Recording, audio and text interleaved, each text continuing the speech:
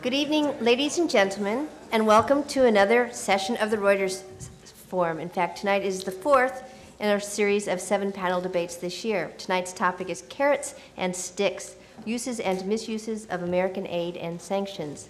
I want to remind you that we will not be meeting for a month. We've got spring break and then a holiday, and so our next meeting will be on April 10th. But don't forget about us, it's only a month away. Our topic then will be immigration backlash, labor migration and crisis, and we will have another stellar panel for you. But tonight's panel is especially important, and I'd like to introduce immediately our moderator for tonight's show, Dr. Peter Morisi, who is a regular here at the Reuters Forum, our expert on trade, who comes back every year. This year his topic is somewhat different.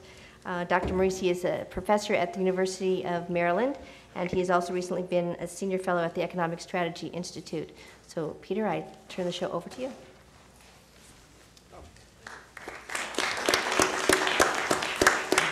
Well, I guess the forum's what, 13 years old?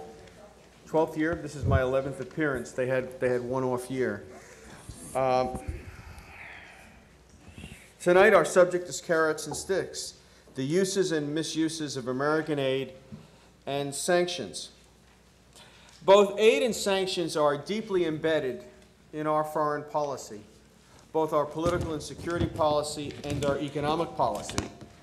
And they are employed to reinforce and support all aspects of our foreign policy objectives.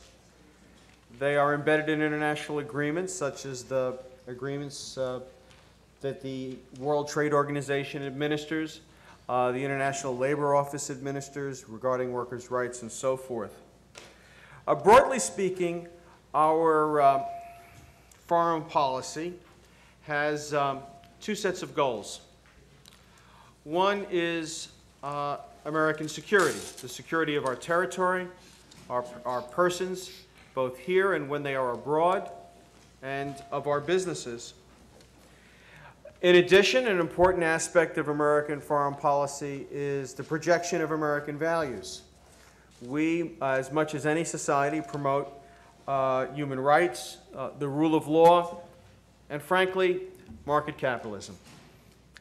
Because, after all, America is the home of the market, and that is an important aspect of our foreign policy, whether Republicans or Democrats are in, is promoting open markets and trade and things of that nature. And we've talked about that in past years.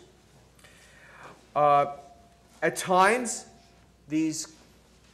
balancing these objectives it's difficult for the casual observer to see, because they say, well, gee, how can human rights be an American objective if we're supporting a dictator in Latin America?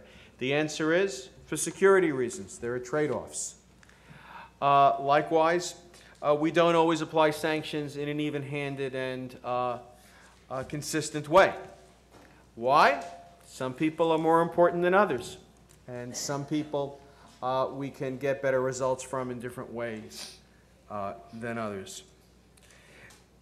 In all of this, there is a significant opportunity for aid to be misused, for it to be offered with promises that are not fulfilled in terms of economic development or social progress. There are opportunities for sanctions to be misused, too heavily applied in some places without any purpose, maybe only to make domestic political interests feel well. In all of this, it is hard to draw a consistent theme. But we have 3 panelists with us tonight whose purpose it is to do that. And since, as you can read, they are very accomplished individuals, I'm sure they will lead us from this intellectual quagmire into a more orderly and reasoned space by the hour of 7:30 p.m. You have the biographies of 2 of them in front of you, so I'll only speak briefly about them. And our 3rd panelist, Patrick Cronin, was taken ill this morning and has sent James Cladd to fill in, and I'll tell you a little bit more about him. Our first panelist is probably the panelist that is best known to you. He is James Fallows, the Atlantic Monthly's national correspondent, and I doubt that there is anybody in this room who has not read James Fallows. He's the author of many books in addition to his work at Atlantic, including Breaking the News, How the Media Undermines American Democracy, and he writes for the Industry Standard, Slate, and the New York Review of Books.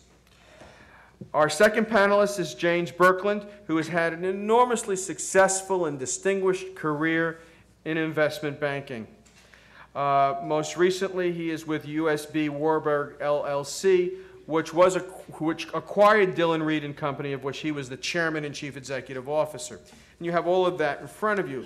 But let me point out that Mr. Birkeland has found much time for public service, for service that aids the community and so forth. He is chairman of the Polish Enterprise Fund.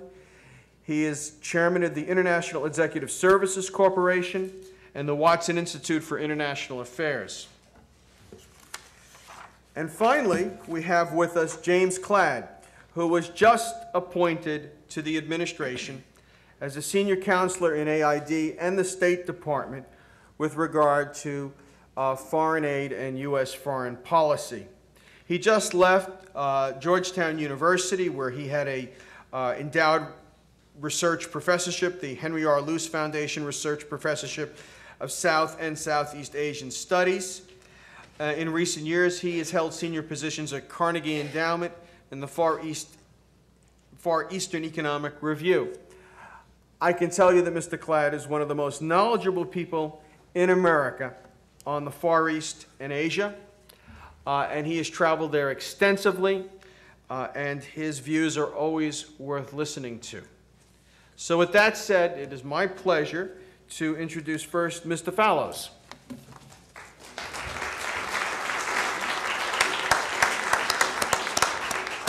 Thank you very much for your gracious introduction. Thank you all for coming out this evening.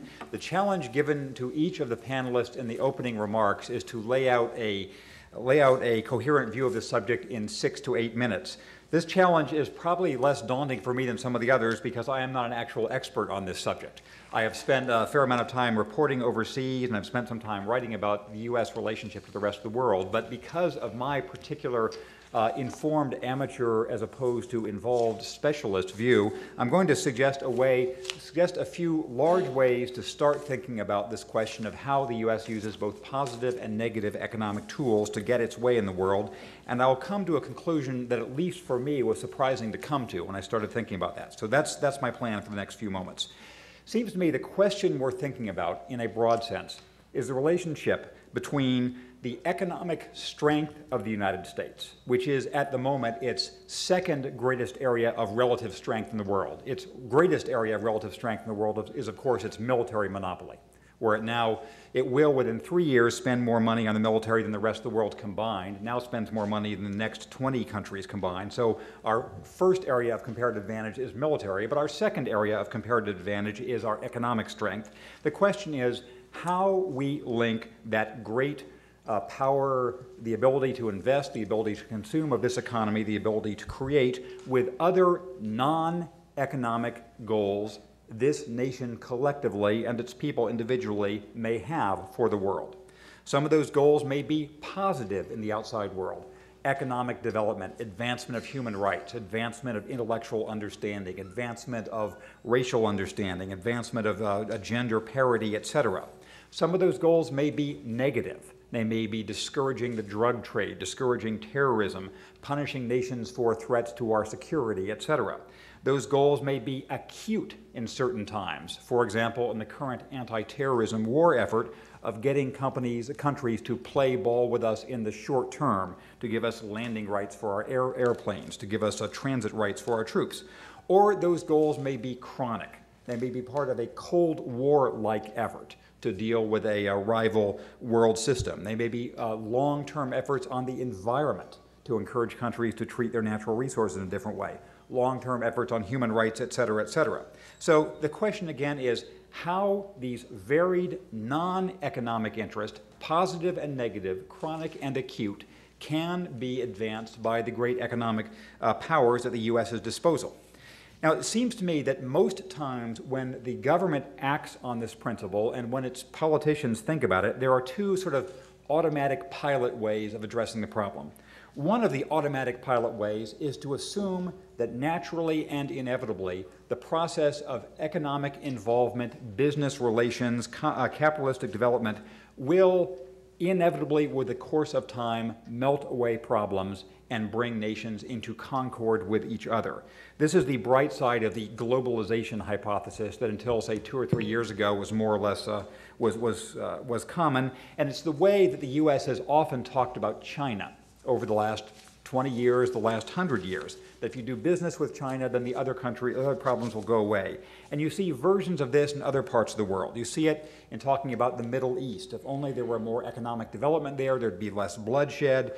When I was reporting in East Asia, I should say that Mr. Cladd was kicked out of Malaysia for violating their Official Secrets Act at just the time I moved in, and I almost moved into your house, but it was another one of your expelled colleagues whose house I got. So it was a great house, and then we were encouraged to leave in our own course soon enough.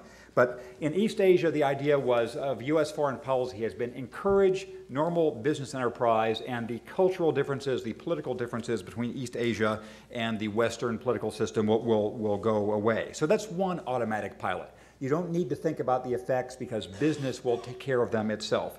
The second automatic pilot way of thinking about this issue is to assume that simply cutting off business will have the desired effect. You can either do business and do good, or do no business and do good, and either one will get the result. I will mention the names: Cuba, Vietnam until a few years ago, North Korea, South Africa, Iraq. In varied ways, those countries, from the U.S. point of view, were demonstrating the principle that if you didn't do business with someone, you could get them to do what you wanted. What I will suggest to you very briefly is the evidence is that neither of these automatic pilot approaches really does the job. On the idea of automatic globalization, yes, I would assert that in the very long run, the run of perhaps centuries, at least decades, it probably is true that a modern, functioning, high-tech business system does lead to some common political and cultural values, but that is a very long time. And it meets John Maynard Keynes's long-term test of in the long term we're all dead, because in the medium term, the Chinese in particular have shown an ability to have a functioning export-driven economy without a Western-style small d democratic political system. Burma or Myanmar has shown that in its own little way. The Balkans have shown it a different way, that you can have growth without eliminating ethnic tensions. And so, this is something we can talk about later on, but I would suggest that the evidence is against the idea that simple economic engagement by itself will bring about the kind of harmony we're looking for. I would suggest that the evidence is even more grotesquely against the efficacy of the don't do business with somebody principle. If you look at the effect of embargoes and sanctions in the long run, it is very, very difficult to see them making a difference. I went to Vietnam as a reporter several times during the embargo stage. While they often complained about the impact of the U.S. embargo on their business development, they were doing fine with the Japanese and the Canadians and others. The strategy towards Cuba, I think, when it finally gets changed, I guess when Fidel Castro dies, will be seen in retrospect as the stupidest thing the U.S. has done for a very long time, because it's had no beneficial effect. North Korea, we haven't been able to bring to bear. So in a long-term basis, it doesn't really work. In a short-term acute basis, as a military tool, sanctions have really proven too slow, too leaky, too difficult to enforce to do the job. The main exception complicating the rule may be South Africa. We'll save that for later on. So I would suggest that the sanctions that don't do business strategy is defensible mainly for how it makes you feel. If you feel cleaner not doing business with Cuba on the one hand, South Africa on the other, then that's a reason for having the policy, not the alleged change in those countries. And that leads to one sort of subtopic here, which is the conditionality and rules put on foreign aid. Whether the foreign aid rules concern family planning, whether you can talk about it, whether they are opportunities for men and women and for different tribal barriers, my instinct, my observation is that mainly affects how we feel about it as opposed to making a huge difference on the ground. This may be a subject for debate later on. What this brings me to in my final 60 seconds is suggesting a sort of a surprisingly moderate conclusion for me, at least surprising for me. This makes me think that the main way the U.S. can use its economic might in the long term for its non-economic goals is through some sort of modest structural agreements that promote aims that we think worthy in the long run. For example, NAFTA. NAFTA has a lot of complications for U.S. industries and Mexican industries alike, and to say nothing of Canada, but NAFTA will probably promote in Mexico in the long run, I will assert, values that we will find to our national interest in Mexico. The Caribbean Initiative, the Caribbean Basin Initiative, I think will in the long run have a similar effect. The granddaddy of these alls is, of course, the European Union, grown from the European community, showing how some kind of modest regional economic arrangement could promote some supra-economic interests.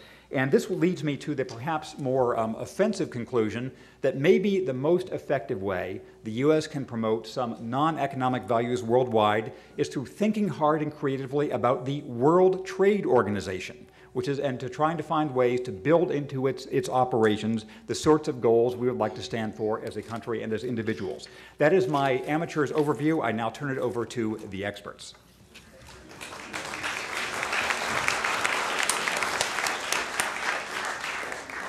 That was great, James, and it just indicates that education can sometimes be a barrier to understanding. Mr. Birkeland, would you care to take the podium?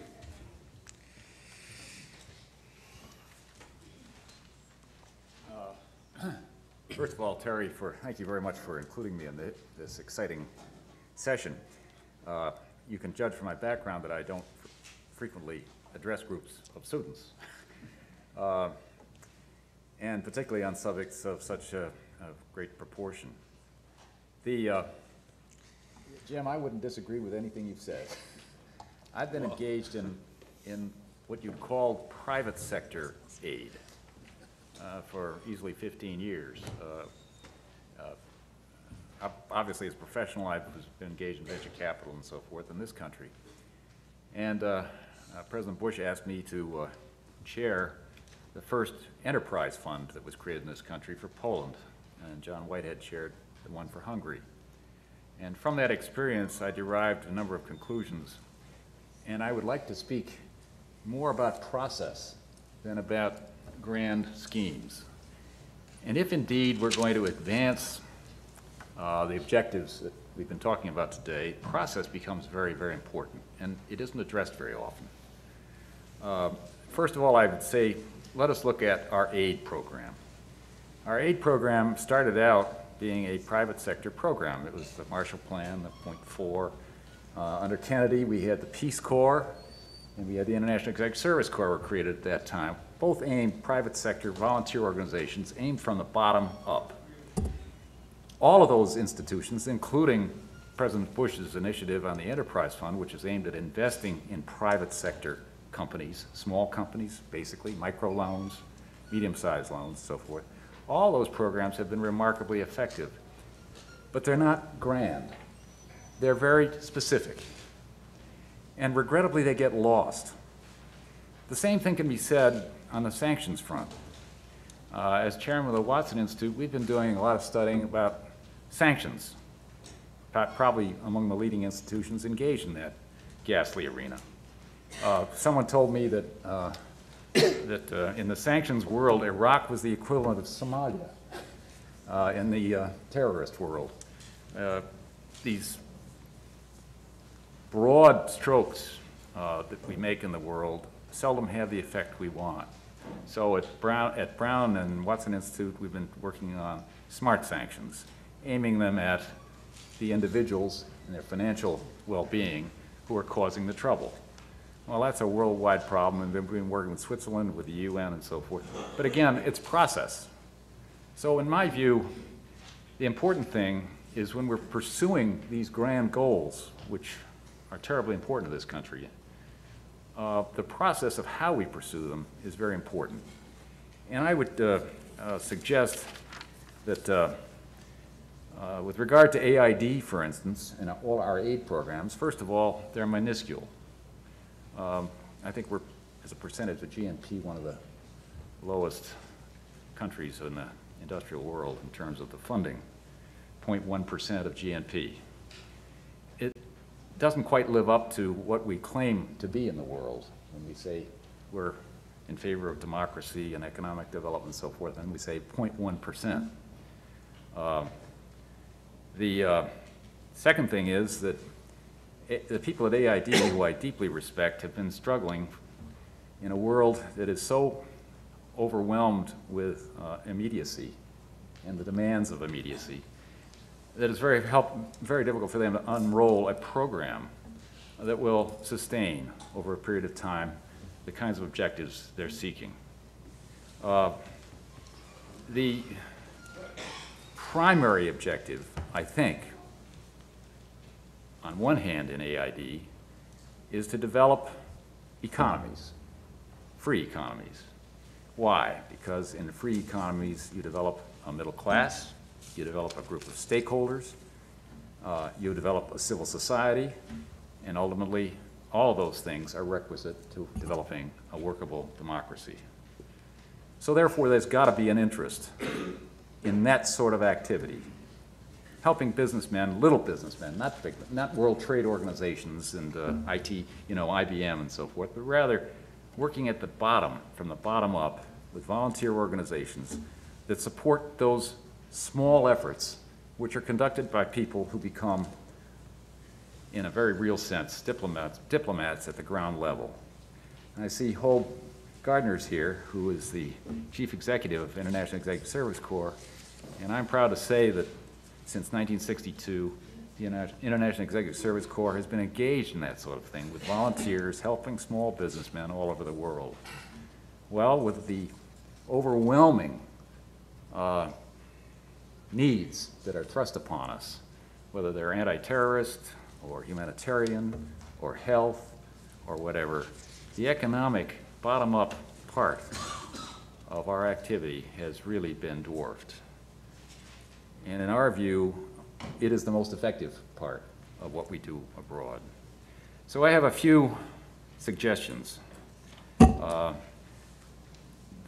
I think, based on the experience that I've had, and I have to say that I have not been in government, so obviously I'm very humble in these suggestions, that we must increase the funding in AID for foreign assistance. We have to define very carefully the role that we would like the multinationals to pursue so that they don't overlap each other and contaminate themselves in the process, as is the case presently with the IMF and World Bank. And then I suggest that we separate out in our planning and in our budgeting private efforts, a private window where we're trying to help economies through private volunteer organizations such as the Peace Corps, the IESC, the enterprise funds, and so forth, from the bottom up. And we budget that, and we don't let anything invade that budget. Right now, it's not budgeted, and it's residual, and residual isn't very much. If I could tell you what we've accomplished in Poland, that would take me the rest of our time here. But Poland is a vibrant economy, and we've been lucky to participate in it. And I think we've had a vast effect, and we're now moving over into the Ukraine. The other side of that equation is what I call demands that are made upon us that we cannot resist. And that's the whole humanitarian scene that relates to health, that relates to disasters, that relates to terrorism, and so forth. But we've got to keep that thing separate from our proactive things, the things that we're trying to develop economically in these countries to develop democracies. The next thing I think we have to do is to classify those countries where we think we can have an effect in terms of our economic policies, and those countries where basically we're just trying to help out without being able to really measure the result. Regrettably, a large portion of our aid is directed to countries and through governments where one has to question whether any effectiveness is achieved.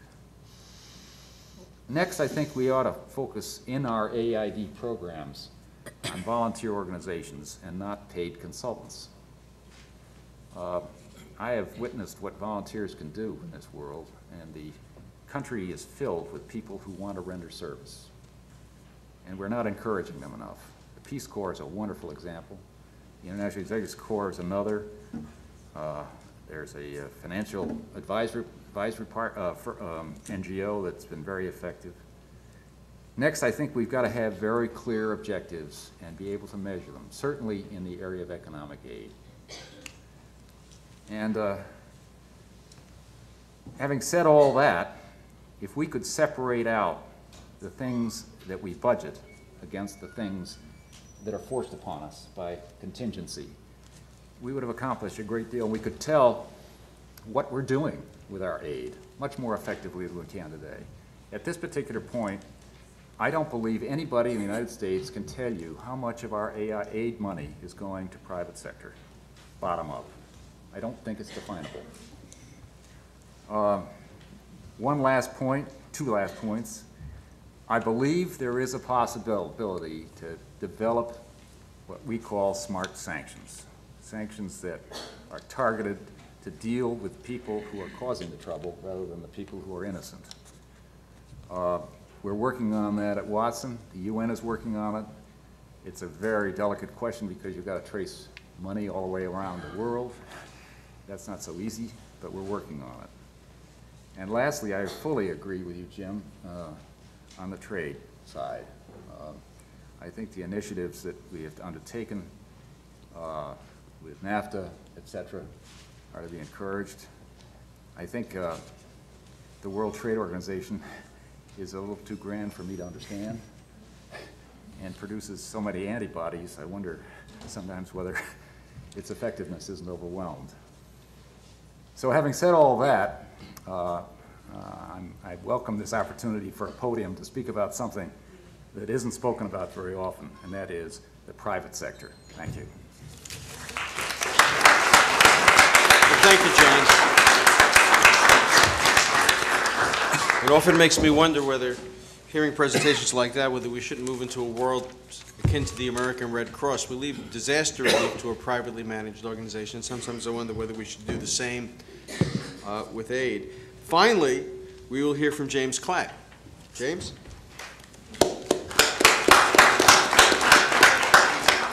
Thank you, Peter. It's good to see Jim Fallows again. We were reporting Asia in the late 80s. I used to wonder why, when he had impact, when he wrote, he'd be offered another book contract. When I had impact, I'd be thrown into jail. It was an interesting combination, and I'm glad you got my house, Jim. I think I recall it being rent-racked at the time. I hope they did a better deal for you.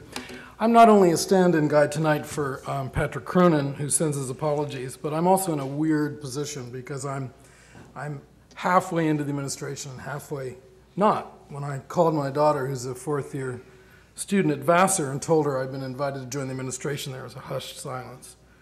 The obligatory, "That's great, Dad," and then her voice went very low, and she said, "I didn't know you were a Republican."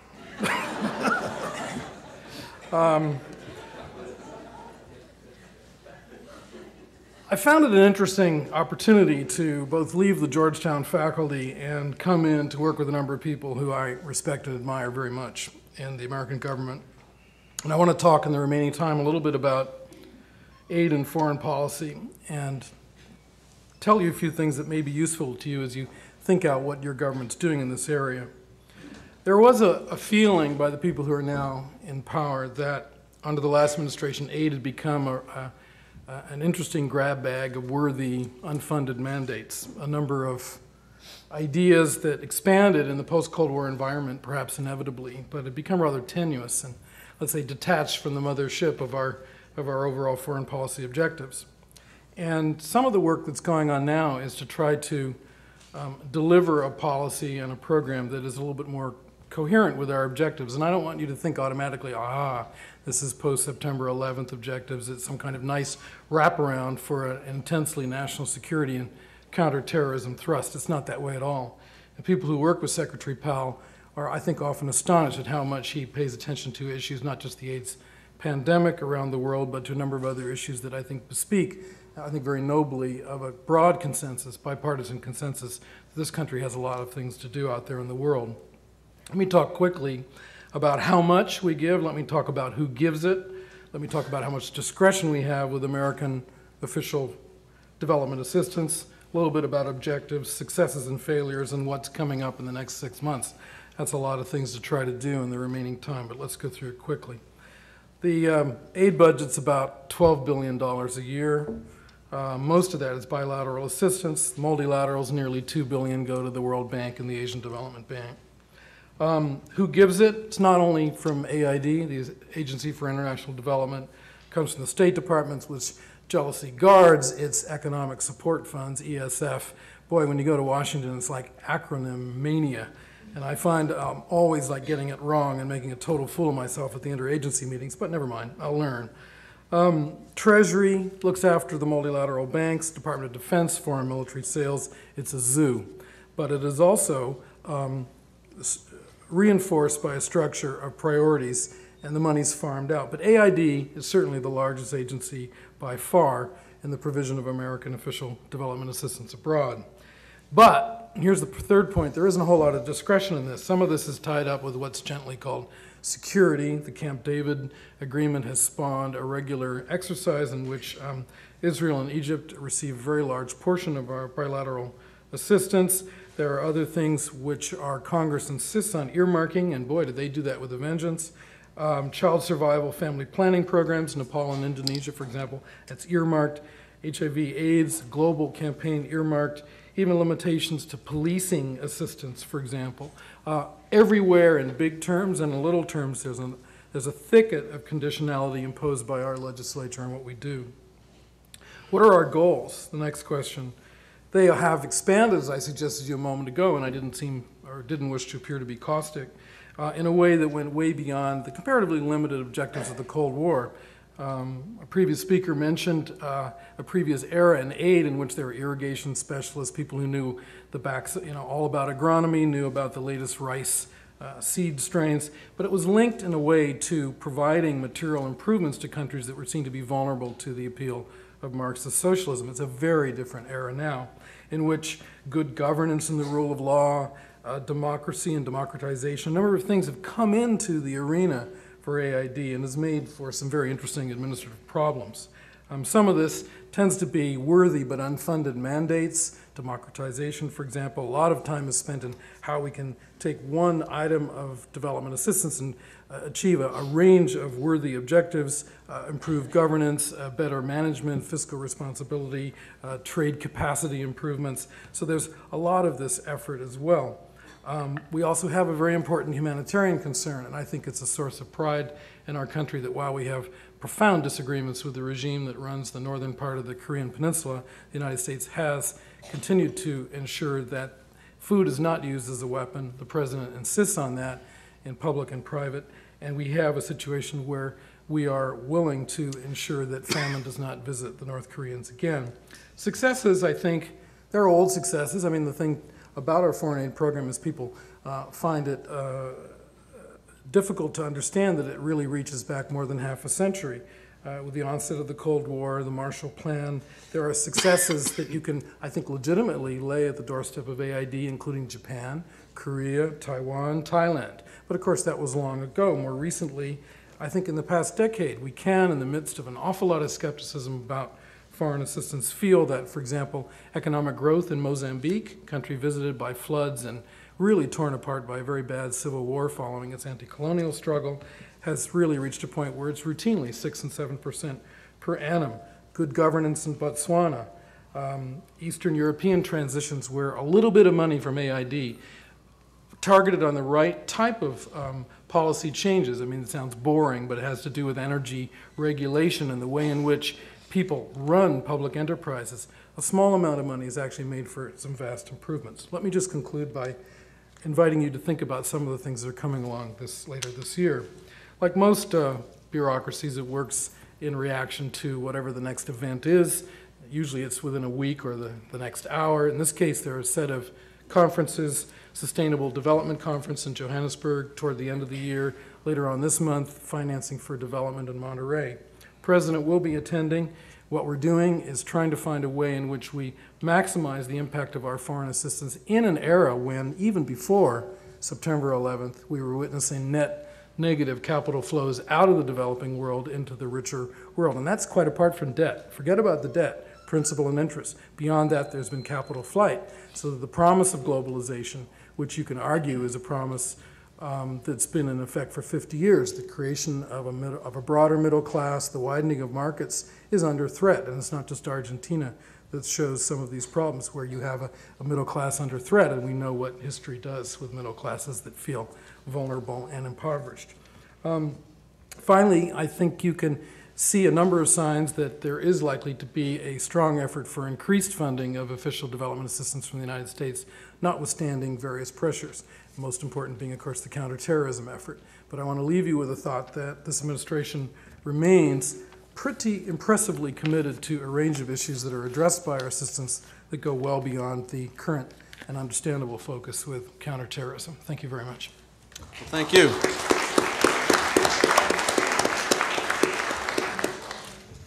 Well, that gets us off to a good start. The way our format is worked is we have microphones on each side of the room, and people line up, and we take questions for the panel. And do we have some folks that would like to ask some questions? I thought so. You know, usually the chairman takes the prerogative of asking the first questions, but we run out of time so rapidly that I'm not going to do that. But I am going to try to lay down some rules. This is not foreign policy karaoke. And that is, those microphones are for asking questions. And I'm an Italian boy raised in New York, so I understand the importance of following rules very precisely. Father Schiraldi taught me well. So please, tell us who you are and ask your question, and don't write an op-ed piece, okay? My name is Jim Garst, and the question has to do with sanctions. Mr. Fallows left us hanging by his reference to South Africa, and we'll deal with that question later. So this is an invitation to deal with that. And in the context of what Mr. Birkeland has said about smart sanctions, in the case of South Africa, the sanctions were economic, they were trade sanctions, and they were investment sanctions, and they affected the ability of the economy to sustain itself on behalf of liberating the majority of the population who was victimized by apartheid. And that majority, in effect, said, we are willing to suffer the problems that go with those sanctions as a very important part of our struggle for ending apartheid. That is quite in contrast with smart sanctions, which are aimed at dealing with the people who cause the problem. So I don't know exactly if Mr. Birkeland would want to talk about the outcome of South Africa as the very hard hammer rather than smart sanctions, success story that I think we all agree.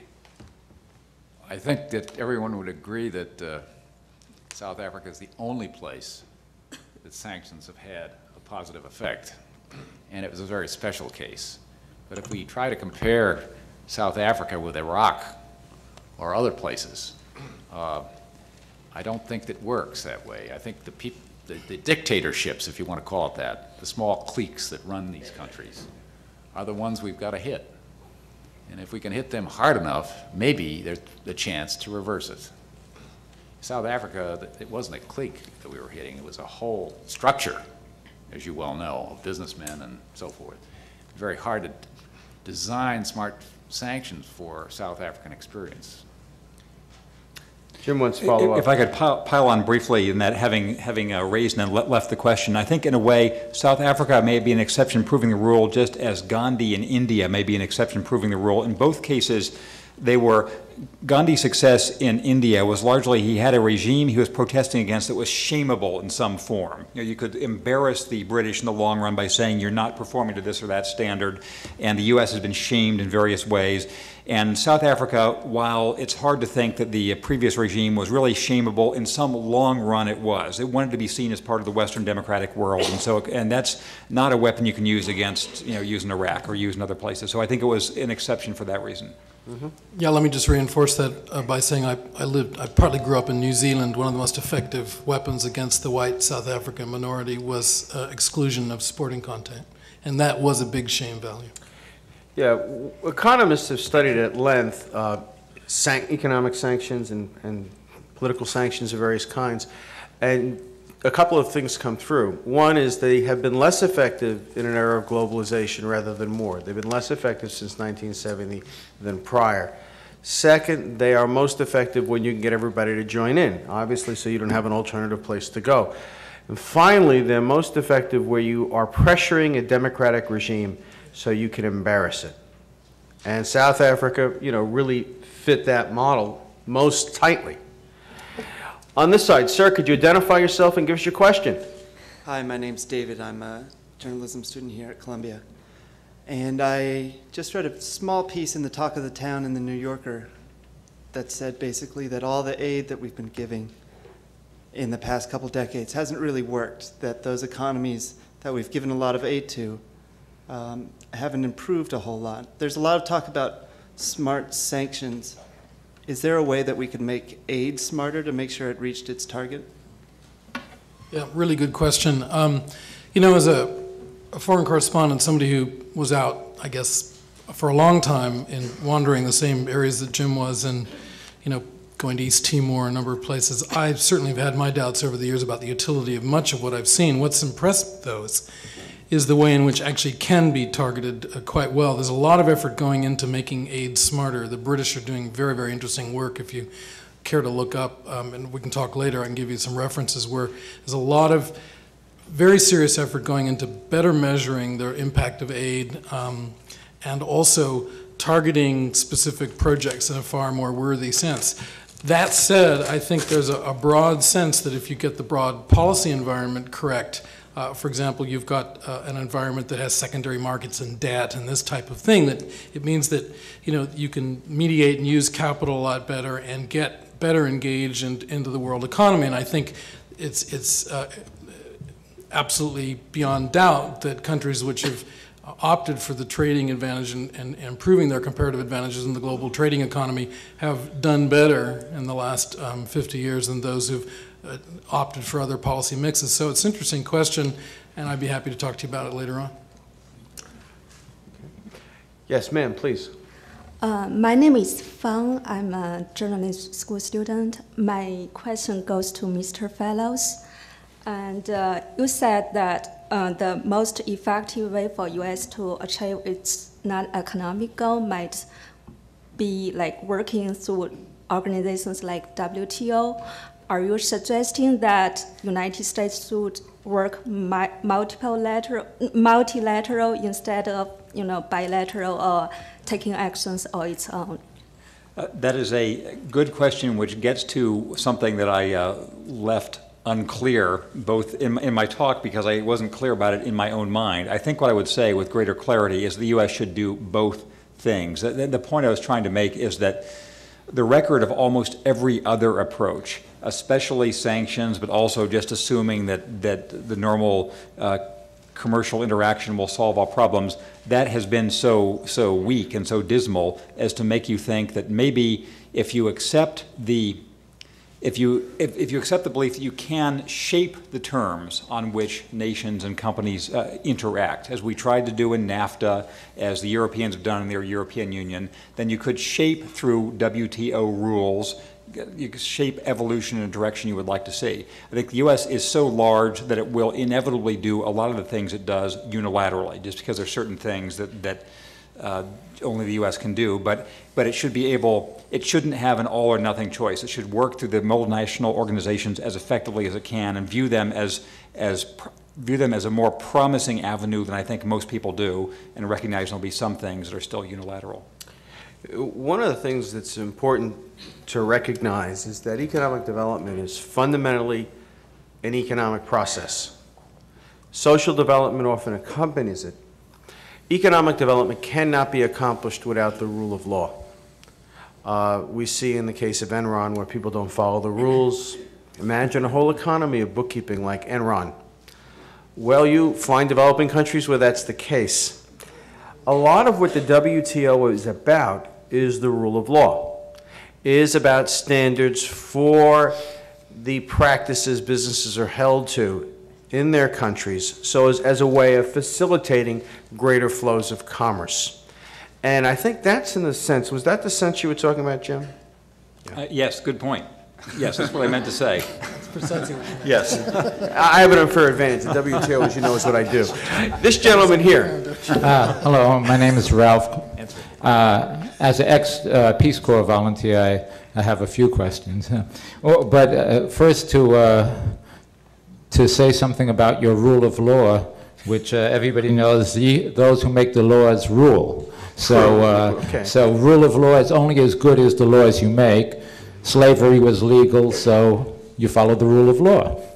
That wasn't what. Okay, we have our question now. We're getting close to karaoke. My question is, as an ex-Peace Corps volunteer, I know that majority of aid is military aid, and so if we're trying to build a better world, shouldn't it be peace aid rather than war aid?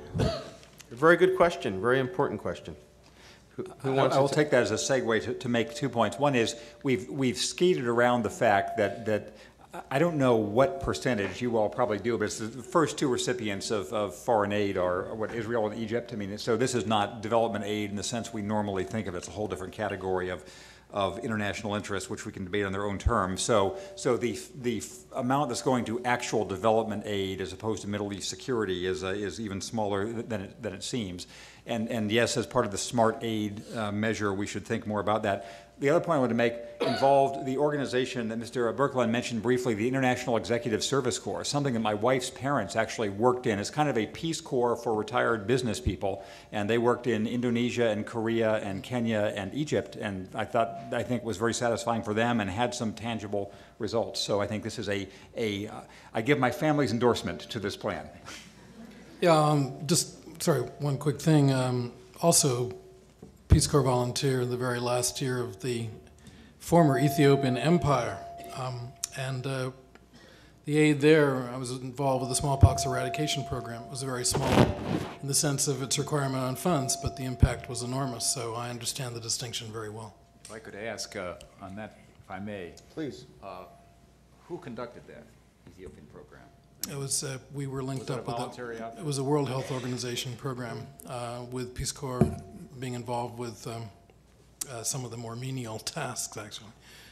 I think we were all about 20 years old. We were scarcely in on the position of understanding the epidemiology of it all, but we were vital in making sure that things happened. So you were volunteers?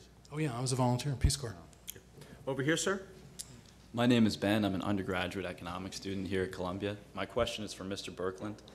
How long have the Watson Institute and the United Nations been working on smart sanctions?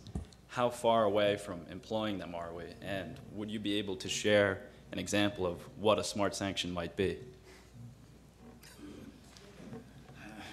We've been, Watson Institute has been working on it for about three years. The subject has been a subject of interest for much longer than that.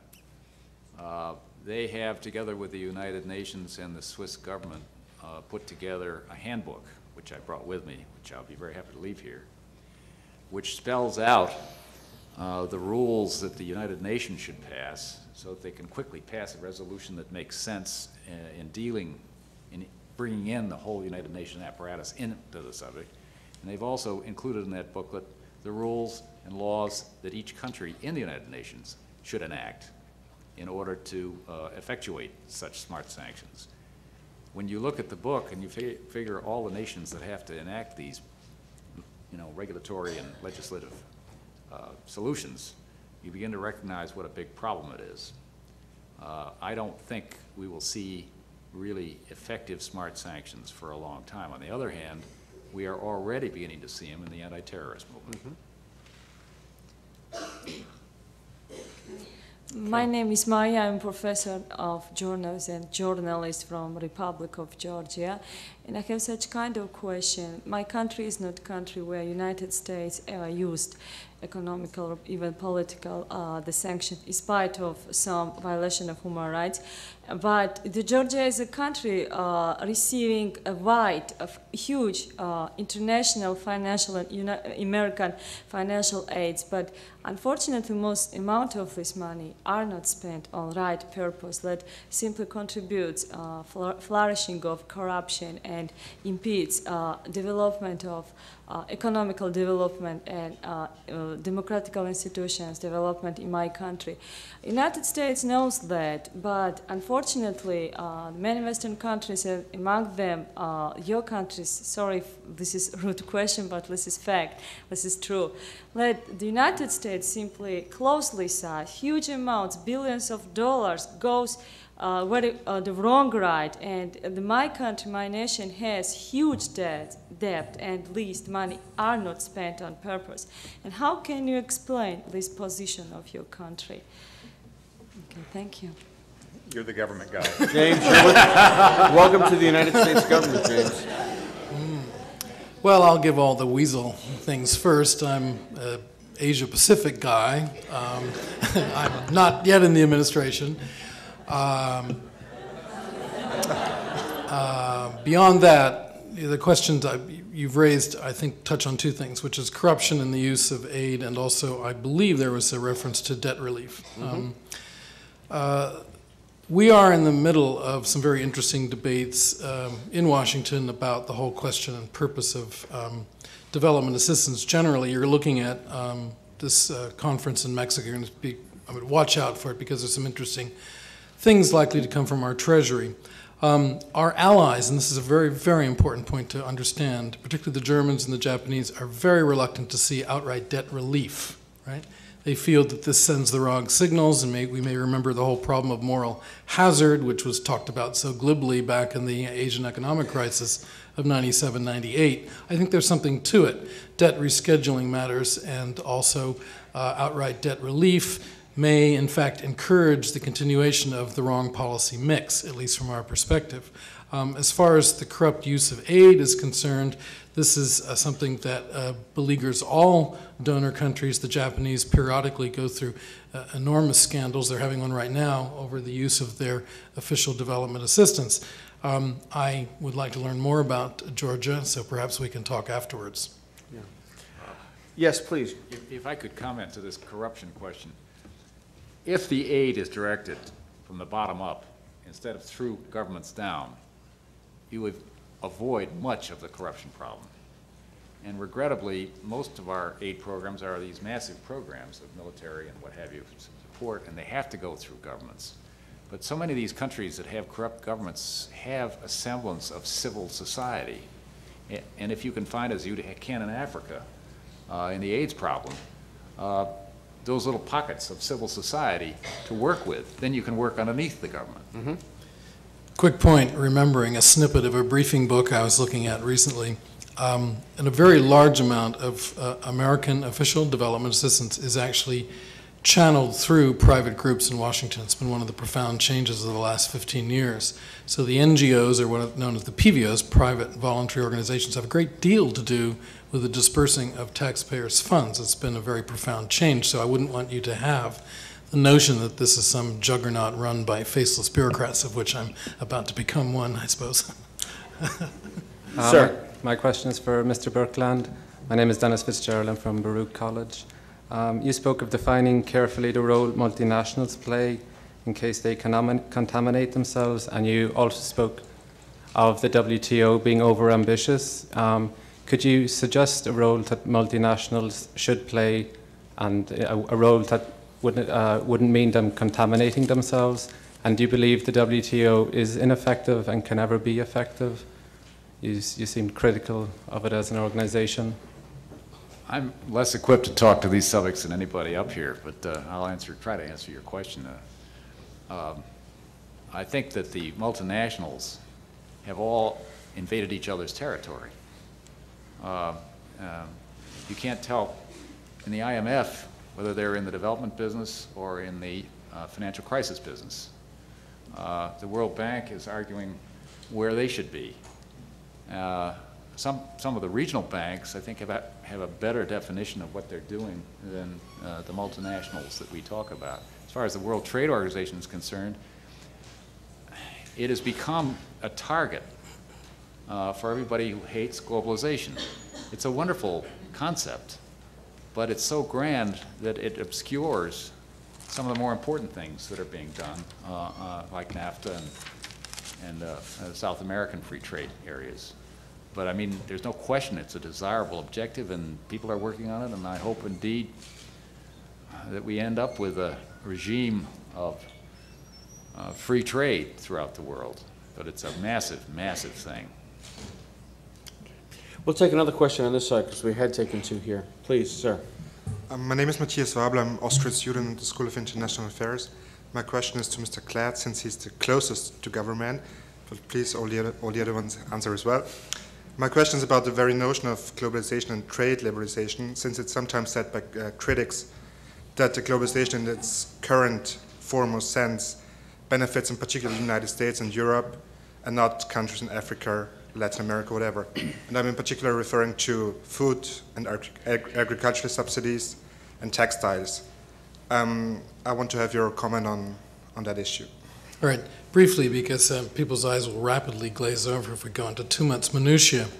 I think it would be an error to see this as something that is pitched to the advantage of the wealthy countries already. There have been a number of very impressive empirical studies that show that the trade multiplier effect of countries that are adjacent to one another, in the Caribbean, for example, Central America, Mercosur, the very slow to get started ASEAN free trade area, have brought very important advantages to countries which have been directing hitherto most of their trade to distant metropolitan locales, Japan, North America, or Western Europe. So I think that the logic of trade expansion and the wealth multiplying effect is something that you find in local neighborhoods. Secondly, agriculture, having been brought up partly in a country which has made agriculture, for good or ill, the source of its wealth, it's also very apparent to us that the unit terms of trade, that is to say, at any particular point, how much, butter you had to produce to buy one computer chip, the terms of trade have been against agriculture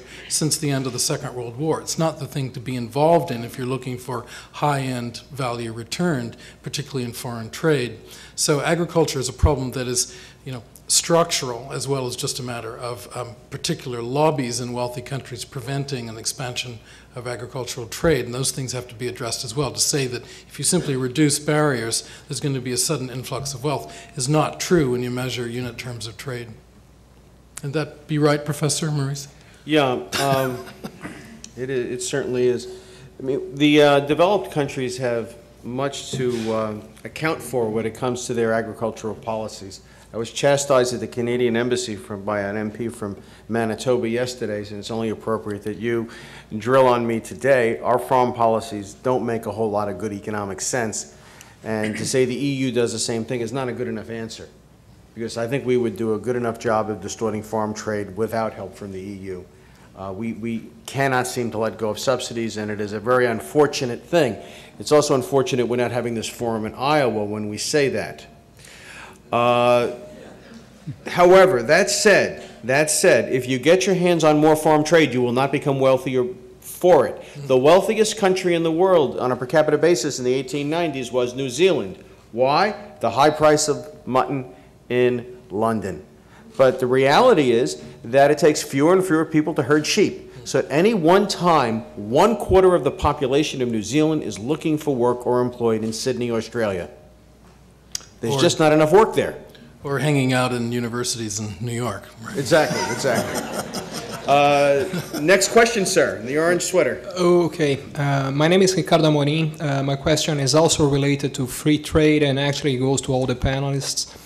I think we all agree in the benefits that free trade can bring to the world and to the U.S. in particular in terms of wealth and development. But when one looks more carefully at the recent policy, and particularly to the measures that were adopted some 10 days ago on the steel sector and the protection of the steel industry, I don't really think that it fosters the adoption of free trade in the world in general. And not only that, I think that it's even a negative measure to the US itself, in the sense that in the end, the rest of the population is subsidizing the steel sector. I have no doubt that the employments in the steel sector need to be protected, but we should not be subsidizing industries which are not competitive. My question actually is, I think that probably it would be better to have the money used to create job creation programs to the people that could be affected in the industry. I would like to know if you agree with that or not. Thank you. I will use that. I will very briefly answer that question, use it as a segue to an answer I wanted to give to the previous question, too. I think you'll find agreement on this panel, I suspect most of the room, that this was not the wisest policy the Bush administration could have pursued. And I say this as somebody who has, in the past, advocated some protectionist measures for various U.S. industries. I thought the semiconductor protection of the 1980s was good for the U.S. semiconductor industry, but I think this one, the balance with all the negatives you mentioned, makes it not a sensible approach. I'll use this as a segue to something I think is what makes the process of free trade and globalization fascinating is there's lots of different levels of the strains and tensions to think about. There's something that was alluded to in the previous question of sort of the top level of the world in any given country rising much more rapidly than any place else. We see a kind of winner-take-all phenomenon around the world, which is interesting. We see cultural tensions. We don't want every single aspect of our society to be run purely by market principles. There are other things that there are places where tradition and inefficiency matter, and so balancing that is important. There's a kind of transition phenomenon we see most in Latin America, where the wealth to support large populations creates its own problems, and I would submit there's a particular African question, sort of unique to Africa, about why it is falling behind the rest of the sort of momentum that it's gathering. So I think all of these are interesting implications which will keep us going for a long time. James, did you want to jump on there, or should I go to the next question? I think it's very, very difficult to have been in Bob Zoellick's shoes. I mean, his brief is, and one to which he's deeply committed, is the expansion of what has been America's mission for most of the past century. That said, there are profoundly important domestic constituencies, and it simply plays to it. I'm not trying to dodge it, except to say that to act as if this constituency has no power or influence and effect, and that we can simply work according to the abstract precepts of a treatise is not a feasible option either. I think it's also fair to say that this wasn't Bob Zoellick's decision to make. Oh, absolutely. So, I mean, Bob is the president's trade lawyer, and sometimes when you're someone's lawyer, you have to take the brief where it takes you. And I would venture just the following comment also. Sometimes one nips and tuck in order to achieve a broader advantage. This has to be seen as a game and process. And the broad disposition of Bob Zoellick, of the president himself, is for free trade. Sometimes there are things that one has to give way on, but the temperament, the predisposition, is to expand it. On this side, sir. My question is actually for Can Mr. I have your Burke. name first? Oh, my name is Jamie. I'm a recent graduate. My question is for Mr. Birkeland. You mentioned during your suggestions that the United States prioritize and classify countries for receipt of aid. I wondered if you'd expound a little bit more on how that process might occur and what that would mean for countries that might not be included. Well, first of all, I don't think you would have countries that would not be included. I'm simply saying that there are countries where the bottom-up type of aid works best, economic aid.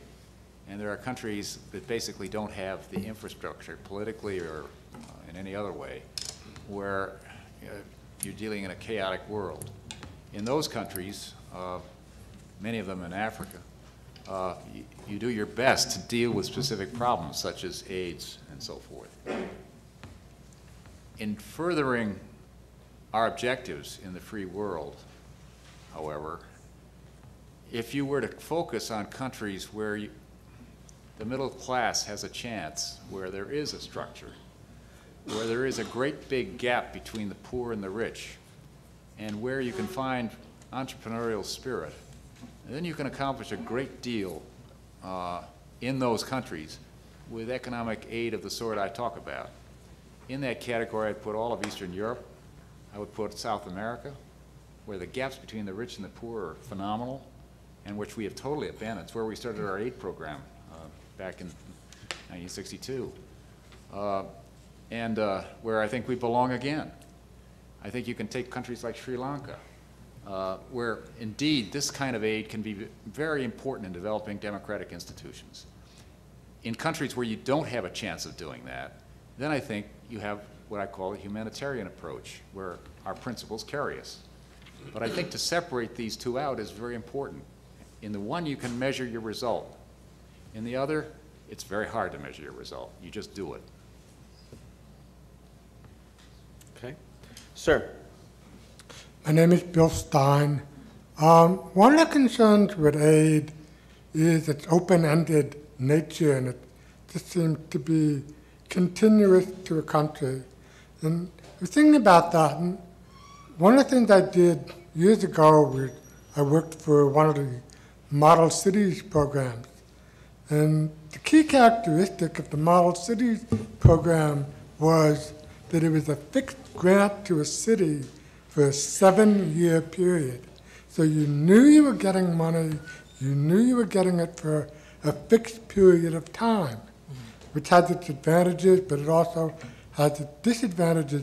But I was wondering, could foreign aid be handled in a similar way, where you would tell a country, we're going to give you aid, but it's not going to be open-ended. It's going to be for a fixed period of time, and what kind of consequences would there be for that kind of a situation? I really welcome your question, and I think it really goes to the root of how we can do well and do good at the same time. Much of what one sees out there as far as recipient country behavior, the passing, l'affaire du jour, the excitement of a particular moment is very transient. Having looked at foreign aid for a number of years, academically from a distance, one sees, cycles of interest, new buzzwords, new constituencies, they come and go, and yet the problems seem to remain intractable. There was, going back to the 50s, an interest in smokestack socialism or import substitution industries, then basic human needs, then appropriate technology, then, we can all think of 15 or 20 examples of these, and yet when you go back out, all I see is a sort of chronic deprivation exacerbated by, in some ways, larger human numbers.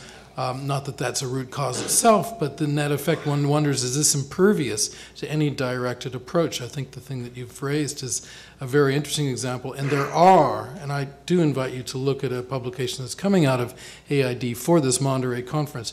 We thought very hard, and I was in there sort of ruthlessly saying, no, I don't believe this, it seems phony.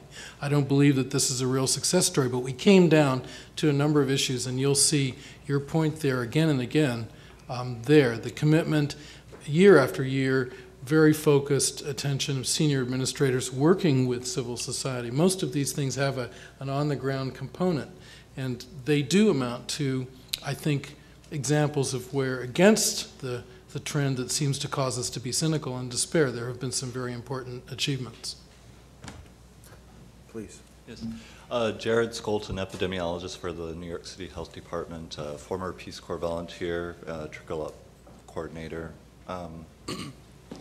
One concern that I had as a Peace Corps volunteer was the idea of how short-term the Peace Corps is, 2 years, and it's not really in developmental terms, I believe, considered sustainable development. There's a lot of transition. Do you feel that, and of course there are some benefits to the program, do you feel that USAID and the NGOs that you mentioned actually do have programs that are sustainable? I just missed that last point, sorry. Do you find that the USAID programs and the NGOs that you mentioned from the private sources are sustainable, not just Band-Aid effects? Well, I do, and somewhat to my surprise. I find the degree of commitment astonishing with groups, and that's why I was at some pains to stress that most of the money does go through groups in Washington. Now you can be cynical about the sense of those hovering beltway bandits there, waiting for the next contract, and, one has to expect a certain degree of competition, but even that is managed, and the degree of commitment is astonishing, and it reinforces this gentleman's comment about people in there for the long haul and keeps bureaucracies honest. James? Could I make a brief point about the Peace Corps in particular? My wife and I worked not in the Peace Corps, but something called the Voluntary Work Camps of Ghana. We were down buildings, school buildings in Ghana in the early 1970s for a while, living in third worldish conditions. We looked up with envy at the Peace Corps volunteers who were in the next village. And my impression is that neither the buildings we made in Ghana nor the classes that were being taught by the Peace Corps had very much lasting effect on the Ghanaian condition of life. But it had a big effect on our lives to have spent that time living there, and I think on the Peace Corps volunteers. And so I would be, for the Peace Corps in particular, I would justify it if only it broadened the human perspective of the people who did it and the ones they came in contact with in their countries. Yeah, the Peace Corps is now about 40 years old because Kennedy was elected in 1960. And one of the things that we have seen is that many people were brought into the kind of work that these gentlemen do and that I do through the Peace Corps, even though they went to school and grew up in rather plain vanilla places. 2 generations ago, everybody that did international work went to Columbia or Harvard or Yale. Now you meet people from Southern Illinois at Carbondale who went to school there, knew no foreign languages, graduated with a degree in engineering, decided to do the Peace Corps, and came back with a very different perspective, which brought them into a very different line of work. We have gained a great deal, and these countries have acquired advocates and understanding as a consequence. And that is an intangible and unmeasurable aspect of these organizations, which I think that we should never overlook. Ma'am, you've waited very patiently at that microphone. That's you. Yes, you've been very patient. Yes, yes. Professors do acknowledge patience from time to time. That's fine. My name is Svetlana Kochik. I'm a journalism student here at the school. I'm from Moscow, Russia, and what the person from Georgia said was not surprising for me at all, because in my country there is also a very skeptical opinion about foreign aid and humanitarian aid. And one of the popular opinions is that the aid hasn't been enough. If Americans, for instance, created some sort of a Marshall Plan in the early 90s, the Russian economy wouldn't have suffered so much. Another opinion is, of course, corruption, that the aid has not reached its goals in most cases. So if you could, my question goes to all the panelists, if you could just take a very quick glimpse and summarize, do you think the aid programs have worked during the past decade, and the Russian GDP is slowly growing now? Does America take any credit for it? Do you think there has been an important contribution? And are there any significant programs planned for the immediate future? So it's actually 3 questions. I would say that up until certainly very recently, it was impossible to work through the top down in Russia. For reasons that everybody understands. On the other hand, there is an enterprise fund in Russia, and the International Executive Service Corps has been active in Russia. And in both cases, the enterprise fund has a $450 million fund, and they've invested it in entrepreneurial activity in small banks, micro-lending, and so forth. And it's quite unbelievable that they've had a result without losing all their money. And if indeed you can accomplish that with a volunteer organization, which the enterprise funds are, that's something to be replicated possibly. But indeed we have had a micro effect in Russia, but it has been an effect. I will answer indirectly about one of the premises of your question. I lost sight of where you are, Svetlana, but back there, which is that something like a Marshall Plan. I spent a lot of time when I was in Asia studying the effect of U.S. policy on Japan's recovery, what it was, and there was very, very little direct U.S. aid. The crucial things from Japan's point of view were first the land reform that MacArthur forced on them, the direct kind of intervention you can do in a conquered country, but you can't do with Russia, in those circumstances. Second, the real recovery for Japan was when the U.S. fought the Korean War and bought a lot of supplies in Japan. It wasn't aid, it was a wartime boom. And third was the sort of open market for imports after that, where the U.S. was the main consumer for Japan's imports. And especially the latter is still there. The U.S. is a very open market, as the Chinese know well. And my conclusion was the main reason that Japan was able to recover was not aid, but the pre-existing industrial structure they'd built up over the last 60 or 80 years that could be sort of revved up again. And I think the Russian situation is a more complicated and difficult one than the Marshall Plan and Japan recovery. Your question, Madam, forces us to ask ourselves some difficult questions about our expectations at the end of the Cold War. There is a sense, I think, in America that people are sort of naturally market-minded, that it would be easy to take public assets and somehow, go through a Robert's Rules of Order privatization of them so that everyone would turn out being a stakeholder. I think there was a lack of understanding at how badly damaged the fabric of Russian public life had become under the relentless and terrible effect of totalitarian socialism led by a dictatorship. So these things were things that I think that led to some rather facile expectations that shock therapy, we may remember that term, was likely to deliver, and all it delivered was penury in some ways because of the way in which public assets were simply handed over to whatever group of people had preferential access to them. Beyond that, though, I think it's a mistake to assume the United States was really in a position to predetermine the outcome of the Russian economy. And to that extent, we were not the victors in the way that Mr. Fallows has just described our unique position in Japan. In Japan, the Japanese had adopted, after the Meiji Restoration, the German Civil Code, and had essentially a Western legal structure, contract law, bankruptcy law, ownership law, all the rest. And essentially the German and Japanese economies were organized for the war in very similar ways, and it was a matter of disassembling the apparatus for focusing a market economy on military advantage. It was a much smaller activity than would be involved in, even if the industrial assets were present. You can't find someone who understands how to be a judge in Russia in a Western-type context, because they don't have Western law. Sir. Mike Wasserman. In contrast to Mr. Fallow's very heartbreaking comment about Ghana and the work that he did, which made he and his wife feel good, but Ghana today is, Ghana today really is a heartbreaking story, and, It wasn't exactly my point, but go ahead. But in contrast, another country, which is a very small country and a rather poor country, here's a quote from last month. Senator Joseph Lieberman made a major foreign policy speech, and here's this one brief quote. Since 1999, Jordan has sharply cut tariffs and other trade barriers, launched an economic integration project with Israel, and completed a full free trade agreement with the United States. The results are impressive. In the past 2 years alone, Jordan's exports to the United States have risen tenfold, and more than 25,000 jobs have been created. 25,000 jobs is a lot for a tiny country like Jordan. So we're not seeing the positive effects of the governmental aid. We're not seeing the positive effects even in large scale of the Peace Corps and these other NGO and private. Don't we feel, if we really care about Ghana and these other countries, that real genuine export increases would be their best interest? James. I think that we agree that finding ways to make market growth possible in societies where that is where it is possible, and finding ways to remove the barriers that keep it from being so. Yes, so we agree, and I would be surprised if Jordan's export improvement were entirely a market phenomenon, given the other things going on in that part of the world. But more power to them.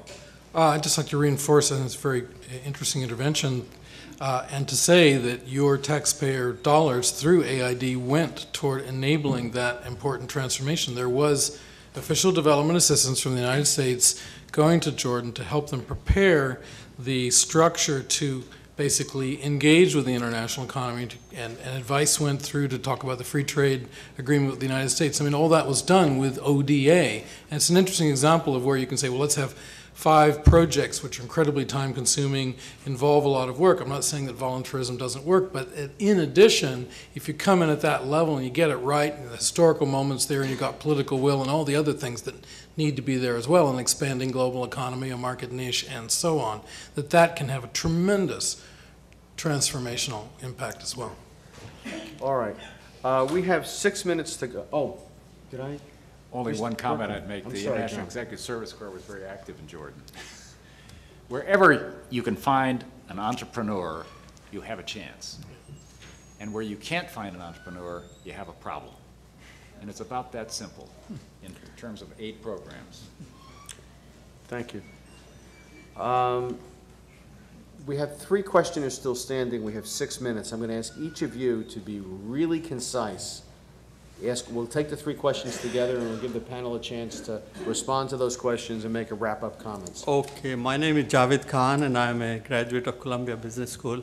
And I have a more philosophical question. What is the ultimate goal of American aid and sanctions? Are we trying to transform the world in the American image, like making an economy of each country like America? Or is it going to serve our national interest, which is totally different from the objectives of those countries? Thank you. Sir? Would you like to ask your question very briefly? Oldest Blucas, twice retired. I would like to also mention that I'm a member of one of the, I think, 2 generations which can say that when I was born, the world population was at a record high level. Now it's 3 times higher, which leads me to the question, and I hope you did not touch on this, but I hope you might address it broader. Namely, is development and aid devoted to it sustainable? And the second question is about aid. It was mentioned that Peace Corps definitely helps Americans. America receives also other kinds of aid. For example, the the large percentage of the best brains come to America. Our imports are financed somewhat by abroad and so on and so on. How do these 2 kinds of aid balance? One going out from America and one coming in? Thank you. Thank you. Sir? Yes, my name is Thomas Hollywood. I'm a former volunteer in South America and Africa. Now I'm an international coordinator for a volunteer organization here in the city. And basically my question revolves around the amount of foreign aid that's given, the $12 billion that was thrown out there. I was wondering how you might see that in the future. Is that going to fluctuate? Do you see any prospects of that increasing? And then also, I guess because of the administration and the recent State of the Union address, is there any direct financial assistance going to be provided to private or faith-based volunteer organizations? Okay. Can we start out with you, John? Would that be all right? Well, I think maybe. No, you go ahead. You first. John, would Mr. Clyde like to go first? Very quickly. Some of the questions you asked, faith-based organizations, obviously something that's close to the President's heart. There are some interesting matters being discussed right now which could see some involvement in those directions, but I stress, and I'm not dodging it, I'm just in transition and I'm not really sort of up to speed, but I'll give you my card afterwards and we can stay in touch and I can give you some more direct information about that. The figure, as I suggested to you early, is facing some interesting pressures on the Hill as well to see an augmentation of overall resources, which might lift it beyond. I'm not at liberty to say anything more about that because they're budget discussions, but we're certainly not in a position where there's a lot of pressure to push it down. If I can react to the other 2 things and then leave it at that, or do you want to? Okay. The philosophical goal, it seems to me, and this is where my own interests, getting foreign aid birthed back in the mothership, so to speak, of our overall security objectives, which is a world in which demonstrably people who are wealthier, that is larger middle classes, with a better system of governance, a more participatory system, make war less frequently. And I think that it's a security question fundamentally. I'm not saying it's only, but that's many of our core positions, and I think it's an absolutely defensible one. Finally, the question of development sustainability. It's very interesting that question. I hope it wasn't just a Malthusian question, which is more human numbers. There's some very obvious things. When people become wealthier, family size is reduced. It's known as a demographic transition. Again and again, we see it in places that do successfully take off, and I don't see any reason why we wouldn't see a plateauing of human numbers. As far as the sustainability of development, my past work has been partly in the energy field, and there's some fascinating developments there. It isn't going to be easy. There's immense pressure, but I think key core concepts like this take an enormous amount of time to permeate through. But I believe that the transformation in attitude toward, for example, large, mega, capital-intensive projects is enormous just in the last 15 or 20 years. Thank you. John? With regard to the goals, I fully agree with you, Jim. If we could get a civil society in every one of the countries that we talk about, we would be a much more secure nation, and the world would be much more peaceable. Therefore, if one says the objective is to develop civil societies, free rights of human beings, then these aid programs have a real meaning. And I say particularly they have a real meaning when they're dealing at the ground level, even though it's not so easy to broadcast it on the radio or the television. The thing I would like to leave as a message behind is we need more aid money. Secondly, we ought to have two separate budgets. We ought to have a budget that is proactive, that we determine, and then the rest of it is more or less thrust upon us by circumstance or by Congress. But there ought to be a separate part of our aid budget that's sacrosanct and that's aimed at economic development at the bottom level. James. I have two news items before answering these questions. One is I recognize that my friend James Cladd, although not officially appointed, has spiritually become part of the administration. He said that faith-based initiatives were, quote, close to the president's heart. Now, those of us in the civilian population might talk about Bush or the Bush administration. When you're working for the government, you talk about the president's heart, the president's view. So we have... Just don't tell my daughter at Vassar that I've slipped into this view. Yeah, it's on TV. She'll never hear. So that's one news item. Second, a news item to me, the big surprise of this evening's discussion is there's been no apparent dissent to the idea that sanctions simply don't work. When you think of how much of our government's policy now is based on sanctions, it's quite a surprising conclusion, at least to me. On the points raised in the questions, what is the ultimate goal? Explicitly, it is not to make other countries into America. And I think this is an important point to make because partly there's a naive assumption in many Americans that this is sort of the climax of human ambition. People come here from around the world, so they may all want to be Americans. I think that's not what it should be. There's a possible American there's a possible long-term conflict between what we may want and what other countries may want, in that the U.S. believes that small d democracy is good for everyone, and that could ultimately lead to some conclusion. But there's a lot of intermediate things we can do. We believe in less violence, less infant death, less starvation, and that can keep us going for a very long time. Should development, is it sustainable? I think a sufficient ambition is to make it more sustainable through different energy policies. James Cladd and I both spent our early years in Southern California, which is a lot less polluted than it used to be, and it's overbuilt, but it's less polluted.